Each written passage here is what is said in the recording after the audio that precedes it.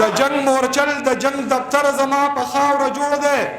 یو وحشتناک پوجي یرغل زما په خاوره جوړ دی په پښتونخوا کې نور د جنگ تورنمنټ نه منمه ډالر پینډۍ خوري او ګوبل زما په خاوره جوړ دی صحیح دی دا نشم ویلی ګران څه پارټیانې څه جنډې شولې بدلې څه سرونه څه شملې شولې بدلې او ما کاته چې د پینډۍ په دروازه کې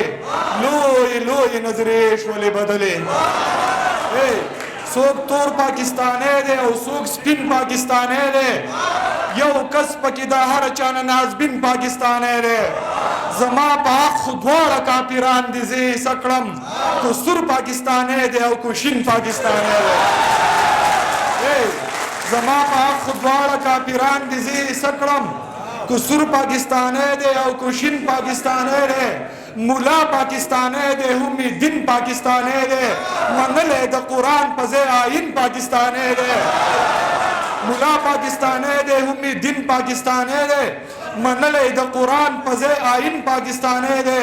شاهد د دعا د قبولیت په تمه نشي ویلی په آخر کې دی آمین پاکستانی دی د جنگ مورچل د جنگ دفتر زما په خاوره جوړ دی یو وحشتناک پوجي یرغل زما په خاوره جوړ دی په پښتونخوا کې نور د جنگ تورنمنټ نه منمه ډالر پینډۍ خوري او ګوبل زما په خاوره جوړ دی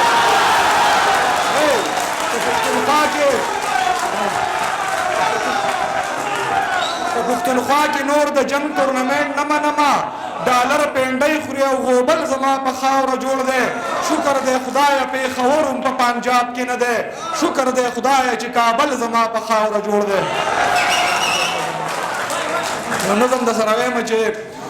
د علم او د پوهې د شعور ډیوه په لاس کې دا نظم زما ټول ساحل صاحب ته ډالۍ دی زه ځان دپاره اعزاز ګڼم چې زه د هغو د مخې نن شعرونه وایم زه خوشحاله یم چې د علم او د پوهې د شعور ډیوه په لاس کې د خپلو روایاتو د دستور ډیوه په لاس کې د پت او د پښتو او د غرور ډیوه په لاس کې د امن لاروی لکه منظور ډیوه په لاس کې د خاورې د وطن د خپلواکۍ سندرې وایم د مینې محبت د ورورولۍ سندرې وایم د دنګو غرونو شپون یم غرسنۍ سندرې وایم د دار په سر ولاړ له زندګۍ سندرې وایم زه څومره لیونی یم لیونۍ سندرې وایم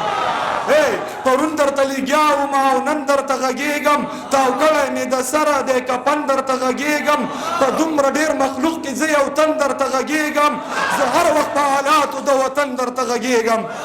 د کونډو یتیمانو د سرتورو قصې وکم زه هر ځای زورور ته د کمزورو قصې وکم د سپینو په غوږونو کې د تورو قصې وکم خپل ځان راځنې هیر دی او د نورو قصې وکم که خان دی که ملک دی که ملا دی که نواب دی جنرال دی که والی دی یا که بل یو جی جناب دی دا ټول خپلو کې یو دی د دوی یو حساب کتاب دی دوی وطن پروش کې شیخ و دقه ځای خراب دی که خان دی که ملک دی که مولا دی که نواب دی جنرال دی که والی دی یا که بل یو جی جناب دی دا ټول خپلو کې یو دی د دوی یو حساب کتاب دی هم دوی وطن پروش دی شیخ و دقه ځای خراب دی راجمع شئ راغونډ شئ یوه بله لار وباسو د چا په لاره نه ځو ځان له خپله لار وباسو سرونه په کېږدو خو مکمله لار وباسو راځئ د پېښور نه تر کابله لار وباسو دا نورې قصې پرېږدوئ اوله لار وباسو د دوی د دغې لارې نه بدله لار وباسو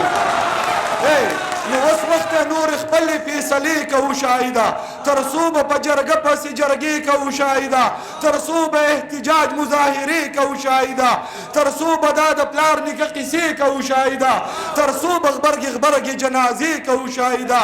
تر څو به مو د غم وخت کې د سترګو نه راساسي باغي باغي شاهده پښتانه دې نور راپاسي